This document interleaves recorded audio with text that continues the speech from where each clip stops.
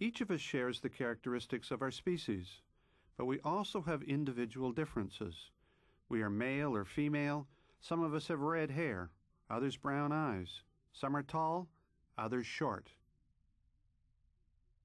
For a long time it's been known that these characteristics are passed from one generation to another, but how is it possible for hereditary information to be copied in such a way that characteristics of the species are passed from one generation to the next, and yet individual differences are expressed? Questions about heredity have led to an unraveling of what some have called the blueprint of life, perhaps the greatest accomplishment of biological science in the last 50 years.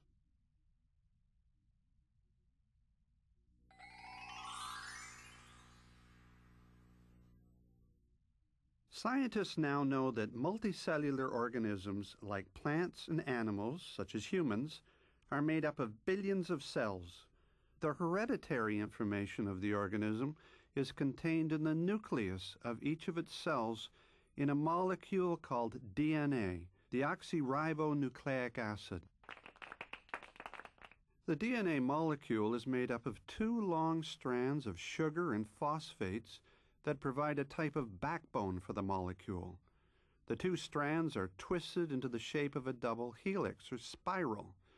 The two strands are bound together by pairs of bases resembling a ladder.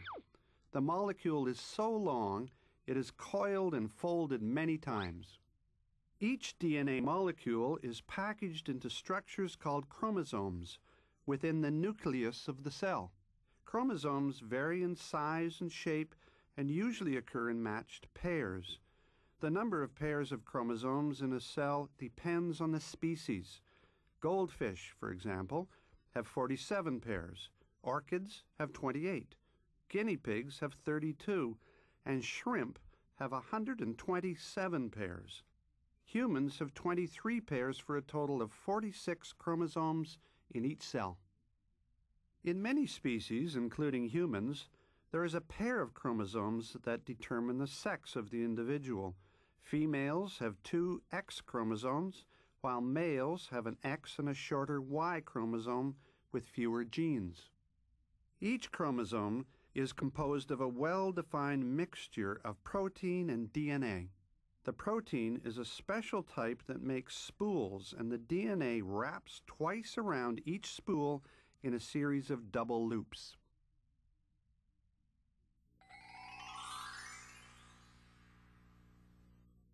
If the DNA molecule could be unraveled, it would show 2 long strands, such as this. Each strand of DNA consists of a series of units called nucleotides. These nucleotides make up the genes that contain the hereditary information of the individual. The nucleotides are made up of chemical compounds utilizing only 4 bases: cytosine, represented by the letter C, thymine, T, adenine, A, and guanine, G. These bases only occur in certain combinations. A only goes with T, and C only goes with G. Long sequences of hundreds or thousands of these bases make up one gene.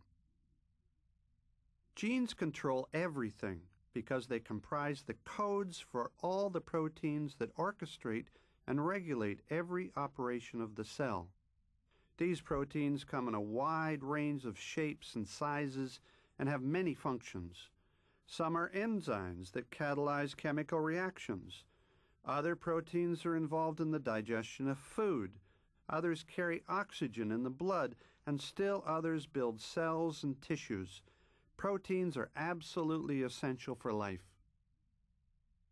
4 letters or chemical compounds may not seem like a big alphabet to make all of the amino acids and proteins necessary for an organism, and yet the combinations and the way the combinations are sequenced are more than enough. Just these 4 compounds make up the codes for 31,000 genes, all the information in the human genome, and yet they provide the uniqueness of each individual. Except for identical twins, every individual has DNA that is slightly different from every other individual in the species. It is those differences that give us our individual characteristics.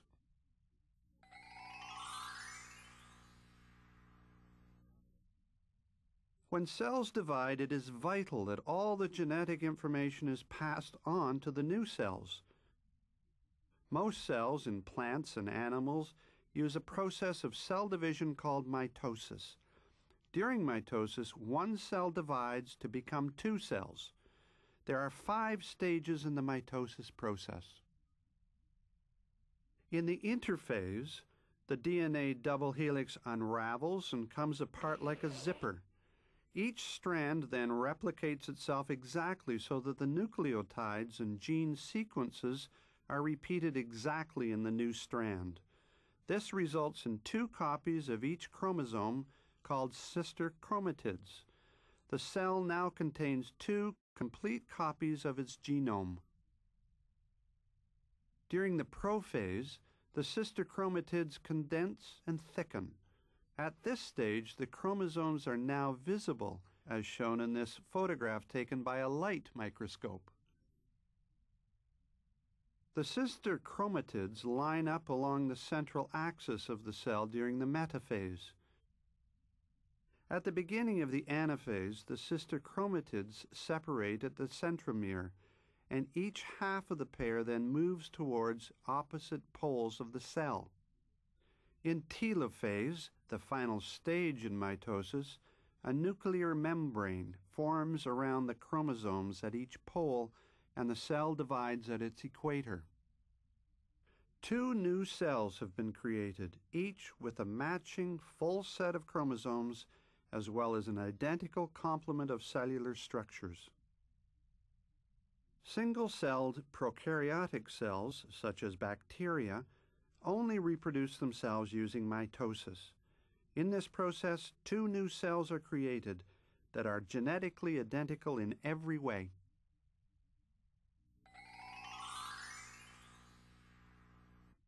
If multicellular organisms only used mitosis to reproduce, all of their offspring would be exactly the same because their genetic information would be identical. Consequently, there would be no variety in the species. Multicelled organisms, such as plants and animals, reproduce sexually.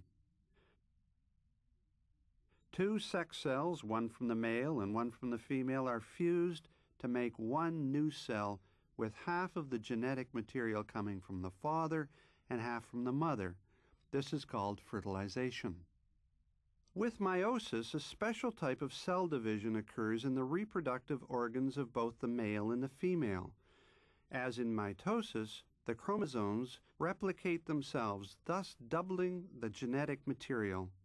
Each chromosome now resembles an X shape, formed by 2 sister chromatids. But then something different happens. Each chromosome lines up with its corresponding partner and they exchange genetic material. This is known as crossing over. Now the chromosomes collect in the middle of the cell, and one chromosome from each pair is pulled to opposite ends of the cell. The cell divides in 2, both containing half the number of the still attached chromatids. Each of these cells now divides, splitting the chromatids in half. By the end, we have 4 gamete cells, each containing half of the necessary DNA. If these cells were produced by a female organism, the gametes will be the ova or egg. If by a male, the sperm. When fertilization occurs, the egg fuses with the sperm and the 1/2 of the DNA from the mother merges with the 1/2 from the father, making a complete set of chromosomes. Once union has occurred, this single cell then divides through the process of mitosis and grows into an adult. Human beings, for example, begin as 1 cell and grow to become adults of approximately 100 trillion cells. The incredible number of gene combinations that results from this type of union ensures the genetic diversity of the species and the uniqueness of every individual.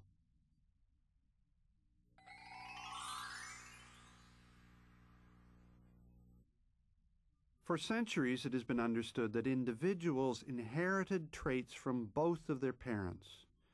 But the evidence was so complicated and contradictory that it was difficult to determine the patterns of inheritance.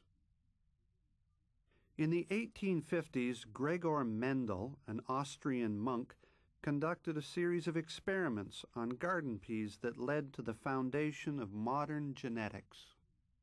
Mendel systematically crossbred pea plants with different characteristics. Some had smooth peas and some wrinkled peas. Each time he crossbred plants with smooth peas with those that had wrinkled peas, he found that all of the resulting plants produced smooth peas rather than a blend of the traits. But the next generation produced some wrinkled and some smooth. Something was carrying these factors on to following generations. By careful study, Mendel came to some very interesting conclusions. When an organism has two different traits, one of the traits is dominant and the other recessive. In the case of pea plants, the trait of round peas is dominant and the trait of wrinkled peas is recessive. Mendel also discovered that while the dominant trait might be expressed in one generation, the recessive trait could be expressed in a later generation. As another example, in humans, brown eyes are dominant over blue eyes. So how can brown-eyed parents have a blue-eyed child? The answer is that both parents may carry the dominant gene for brown eyes and a recessive gene for blue eyes.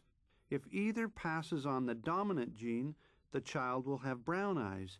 But if both parents pass on the recessive gene for blue eyes, the child will have blue eyes. We now know that Mendel's inherited factors are the result of the absence or presence of these traits in genes. Each parent contributes half of the genetic material to the new organism. The thousands of combinations of genes and dominant and recessive traits that are possible make each individual unique.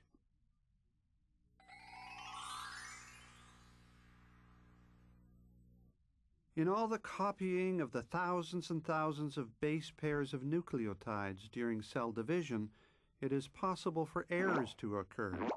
When these types of mutations occur, serious problems can result. Cystic fibrosis occurs when a certain part of the gene is incorrect and the protein misfolds. Down syndrome is the result of an extra copy of chromosome 21, resulting in a total of 47 chromosomes rather than 46. Sickle cell anemia is a genetic disorder brought about by a one-letter misspelling of a base pair in a gene that results in defective red blood cells. Cells have ways of correcting errors. A type of proofreading function scans the DNA and corrects any base pairing mismatches by removing the improper nucleotide and replacing it with a proper one. Some mutations occur spontaneously, but others can occur as a result of exposure to physical or chemical agents. Cancer is a mutation of the cell mechanism that regulates cell growth. It can be caused by such things as cigarette smoke, ultraviolet rays from the sun, exposure to asbestos, medical X-rays, and other natural and environmental causes. Once a cell has become cancerous, it can divide, repeating the cancer in each new cell that is created, which spreads the disease. But not all mutations are destructive. Over the course of evolutionary time, mutations in the cells of organisms have led to genetic diversity and the rise of new and more competitive species, better adapted to their environment.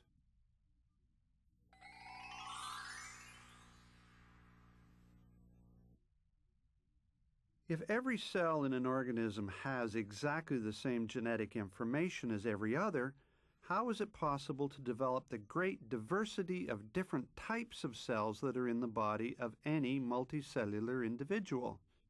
Plants have leaf, root, and trunk cells that are structurally quite different from each other. The human body has approximately 260 cell types. This is only possible through sophisticated gene regulation of the cells that help individual cells within an organism develop and function in a specialized way. Shortly after conception, the embryo has many stem cells that have the ability to develop into different kinds of cells. As the organism grows, cells become specialized as nerves, muscles, skin, or blood. Others become organs with specific functions, such as the kidneys, heart, eyes, or lungs. It is the genes that control this process. All of this complicated differentiation of cells is built into the genetic code of every cell of the organism.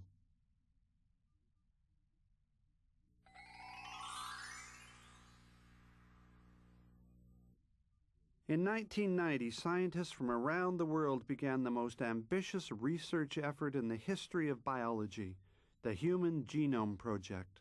The program's goal was to identify and map the sequence of all DNA in human chromosomes. The reason the project was undertaken was to understand the regulation of genes in the cells and how this leads to the complexity of cell structures and functions. Scientists hope to use this information to develop treatments for a variety of genetic disorders. In June 2000, after just 10 years of work, 2 teams of researchers announced that they had completed mapping the human genome. Both published their findings in February 2001. It had been expected that there would be over 100,000 human genes, but both teams found only 31,000. Scientists now have a detailed blueprint of our genetic code, which will enable them to look for patterns and relationships among the different genes. This research on cells is forcing us to look at serious ethical issues. It is now possible to genetically modify plants, animals, and even humans. Genetically modified foods have been recently developed, and there is concern that these new plants with resistance to disease may overwhelm native plants. Cloning of human beings is now a possibility, and it may be possible to select specific traits in our children. What are the long-term implications of these developments? Should individuals be allowed these choices?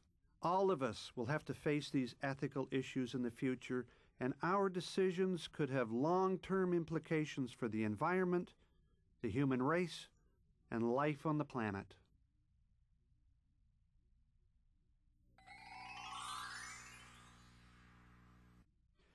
Where is the hereditary information of an organism contained? Human beings have 46 chromosomes in every cell. True or false? Approximately how many genes are there in the human genome? The process of cell division is called mitosis. True or false? Single-celled prokaryotic cells use meiosis to reproduce. True or false? When fertilization occurs, 1/2 of the DNA comes from the and 1/2 from the. Dominant traits are always expressed in the next generation. True or false? How does cancer spread? What is the name of cells that have the ability to develop into different kinds of cells? Why did scientists undertake the Human Genome Project?